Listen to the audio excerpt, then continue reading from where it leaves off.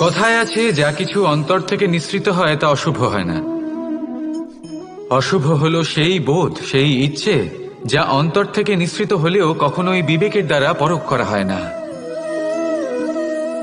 এমনই একটা অনুভূতি হলো ক্রোধ। এই ক্রোধ আপনার বিবেকই হরণ করে নেয়, আপনার করুণা হরণ করে নেয়। আপনি ভাবনা চিন্তা করার যোগ্যতাই হারিয়ে ফেলেন।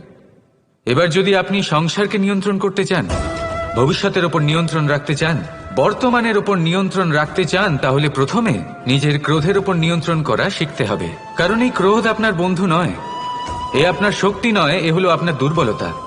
আর এটা শত্রুর শক্তি বাড়িয়ে তোলে, আর শেষ পর্যন্ত ক্ষতি আপনারই হয়। তাই এই ক্রোধকে নিজের নিয়ন্ত্রণে রাখুন। অশুভ মন্তব্য আপনা থেকেই অসফল হয়ে যাবে। আসুন আমার সাথে ভালোবেসে বলুন, রাধে।